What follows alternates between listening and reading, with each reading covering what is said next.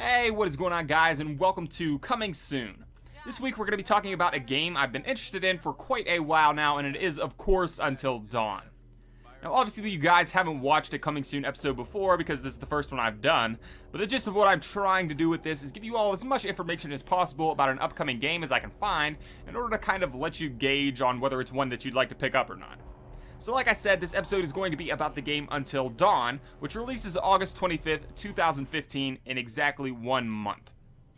Now I'm going to split this into overview, which is going to have the story, gameplay, multiplayer, extras, and systems. Then I'm going to give you guys some of my predictions on what I think is going to happen in the game, or what I think the game is going to perform like and stuff like that. And then I'm going to do what the community is saying about the game, because I thought that'd be interesting. And then I'm going to just wrap it up and give you my final thoughts on the game. So that's pretty much what I'm going to be doing throughout this. But first, let's get into the overview and let's talk about the story. So the story centers around 8 friends who go to Blackwood Mountain Ski Lodge for their annual winter getaway. The playable characters are young adults, most of whom humiliated Josh's sister Hannah Washington, causing her and her twin sister Beth to run into the woods a year prior, never to be seen again. Now, in the prologue, Josh's sister Beth was kill confirmed by the scene, while Hannah was quote-unquote presumed dead after they both fell off a cliff while being confronted by the killer. It's also stated that you play as Beth during the prologue, in which Hannah gets pranked by most of the main 8 protagonists. The main bulk of the story takes place a year later, with all the friends coming back to the same lodge to commemorate their lost friends, I guess, and you'll be able to play as all 8 characters. During your time up there, you'll find that these characters are not alone, and you're all put in danger by a masked man who wants to kill you. From here, the story is very much in the player's hands. Your choices will determine if these characters live or die, each choice causing a quote-unquote butterfly effect. I'll talk a little bit more on that later. When you make these choices, they can affect the story in big or small ways, and it's these choices which will dictate how exactly the story plays out. For every gameplay that I've seen, aside from the PSX 2014 one, these characters split into groups of 2 for whatever reason, and their more personal stories will probably be contained between the pairs. At any time, as a result of choices that you've made during your playthrough, these characters can die, and if these characters do die, then they are gone for good. There is no do-over. If any of these characters die, that will of course affect your story and change the final outcome of the game. There's also a psychiatrist named Dr. Hill, whom you'll have flashbacks to after every episode, which I assume means whenever you switch from one band of characters to another band of characters. This psychiatrist is talking to the killer, and from what we've mostly seen from this, it seems that he's talking to the killer about what the killer is afraid of. This will undoubtedly give you some information on why the killer is doing what he or she is doing. Outside of that, there's not much I can really tell you about the story, given that it's largely crafted by the player. The game and the story are made to pay homage to teen slasher films, and the story will play out with various tropes from those types of movies. The game is also in an episodic format, so if you like that, then you're in luck, and if you don't like that, I'm hoping there's an option to disable it, because I'm with you. Alright, and let's talk about gameplay a little bit. Gameplay is focused on heavy exploration when not in contact with the murderer. You'll search around the massive ski lodge or wilderness in sort of a fixed camera angle type thing. The camera is going to pick a certain point, and then it'll shift a little bit, but not that much, and then it'll switch to another camera angle. But in these segments, you'll be getting clues and making small decisions that can affect what happens in the game later on down the line. These decisions are called butterfly effects, and they look like this. The yellow eyes are never a good sign. No, the that's animals always bad. heard you guys always a bad time. So now you can basically hit this deer or not. You know what? No. And did you see the butterflies? Butterflies, yes. So the fact that he gets to hit the deer. Now, in that scene, you can see 2 of the main characters, Emily and Matt, are having confrontations with some deer who apparently have a taste for human flesh or something like that. And Matt could have chose to kill the one deer, who didn't back away while they were walking through. Now, if Matt would have chosen to kill the deer, the scene would have played out differently than it did. But if you notice, Matt made his choice in the top left of the screen. These butterflies, they kind of like popped and then they flew all around. That's a butterfly effect. Now, from what I understand, this effect can be much less significant than killing a deer, like maybe saying something dickish to a friend. I don't know, I'm just spitballing right there, but once you've made that choice, you cannot go back and change it. Now, when the killer is around, or other things in the environment are around that could potentially do you harm, the game functions a little bit differently, relying mainly on quick-time events to determine how fast your character gets away or potentially dies. And we'll have a look at that right here.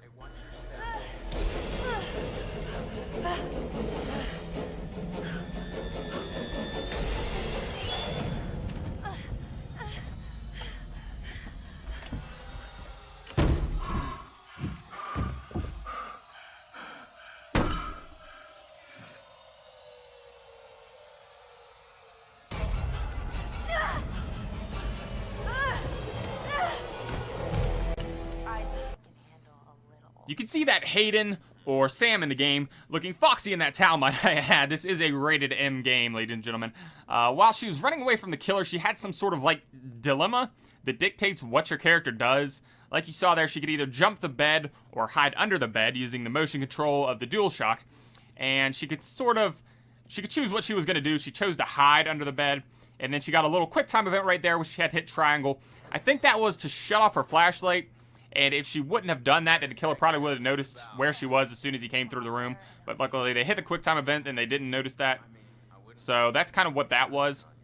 So that is the basis for the gameplay that I've seen. There's going to be collectibles in certain areas, I assume mainly while you're exploring. And these can give you hints on the best choices that you can make while you're running for your life in the upcoming chase scenes. But I haven't seen any of these. I may have seen one. I think they pointed out when you had like a baby doll head in your hand or something like that and you were twisting it around. I'm not exactly sure what these do. I assume they'll be like text documents or something like that from Resident Evil. But that's what I assume those are. But there's also going to be these things called totems. And these totems can give you a glimpse into the future. And let's have a look at one of those right now. My relationship with Jess there, it made her like me more. You can find these totems. This is one of the collectibles in the game. And when you find those, they give you little flash forwards. So they show you in a pretty quick flash what's going to happen in the future as per the path that you're taking during that playthrough. There are going to be tons of paths and different ways that you can play through this game, and that's just the one that you're on currently. That's not how it's always going to play out, but that is what I understand totems to be, and you can see it right there. It's just a quick little flash. I couldn't even tell which character that was that he punched, but that's what totems do. They just give you a quick little flash into the future, and that's all I really know about the gameplay. So let's get on into the multiplayer. This game is not going to have any multiplayer, which, in my opinion, thank God, because multiplayer in these games are usually not very scary, and I want this game to be really scary, so I like that. You guys may not like that. I think they announced on accident at one point that there was going to be a 2 to 12 player multiplayer, but that was a incorrect statement that they made, because there is not going to be any multiplayer. I think the head of, or the CEO of that Supermassive Games, I think they came out and they talked about that, and they said that it was a mess up on their part, but there's not going to be any multiplayer of any kind, so don't look forward to that, because there isn't going to be any. As for extras, I don't really have any extras on this one. Multiple playthroughs are almost a given if you want to get through all of this, because there's going to be so many different decisions in this game that you can make that are going to affect different things in the game, and there's going to be a lot of different outcomes that you're going to want to get. So, you know, you're going to get to play it through multiple times just to get different parts of the story. Like if Sam, Hayden Panettieri's character dies, then the story's going to play out differently. That's going to be interesting. That's going to be kind of like the extras for this, I guess. That's going to increase the longevity of this game for you if you buy it. Now, as for systems, I'm going to tell you right now that this is mostly going to pertain to, in the future, whenever I do these kinds of things, systems is going to pertain to more if there's a benefit to buying it, say, on the Xbox One over the PS4, something like that. In this particular game, this game is only available on the PS4, so there's no kind of debate right there as to what console you should get it for. But this one is only for the PlayStation 4, so if you're picking this up, you got to get a PlayStation 4, and you got to play it on the PlayStation 4. There was originally going to be a game of this, or it was... This game comes from a game that was originally... I mean, it was called Until Dawn, but it was originally supposed to be on the PlayStation 3, and it was supposed to function as a PlayStation Move game, but instead they pushed it back to the PlayStation 4, they updated everything, and that game does not exist anymore, so don't be confused and think this is coming to the PlayStation 3, because it is not. Alright, and now moving on to my predictions for this game. My first prediction is that this game is going to be chock full of jump scares. You can already see plenty of them in the trailers as well as the gameplay. And if you're not into that type of scare, then you're probably going to be out of luck for this one, is what I think. I also predict that this game is going to be relatively short, because they said they expect people to play through it something like 9 times, which seems insane to me. I don't really think most people play through a game that much. So I don't really think this game is going to be that lengthy for them to kind of expect that. But that's my basis on why I think it's going to be shorter. Also, for my final gameplay prediction, I sadly predict that I think the QuickTime events are going to get frustrating. I think the QuickTime events are going to get frustrating for, well, me personally, but for other people, because if you mess up on one QuickTime event, then one of your character dies. And while that makes gameplay more like stressful, more important to you, I guess, it's also going to frustrate a lot of people because you're in control, but you're not in that much control as to feel like you have that much of an impact because it's just quick time events. I don't know. That's just personally what I think. I think it's going to get frustrating. As far as story predictions go, the psychiatrist is meeting with the serial killer, and they discuss the 8 friends, so that means the killer knows them in some way. That would mean that the killer is obviously in some relation to them, but in what capacity is unclear. It would seem that the killer would be Hannah, given that she is just quote-unquote presumed dead. But if you look at the killer, he definitely seems like a man, so he's probably going to be a male.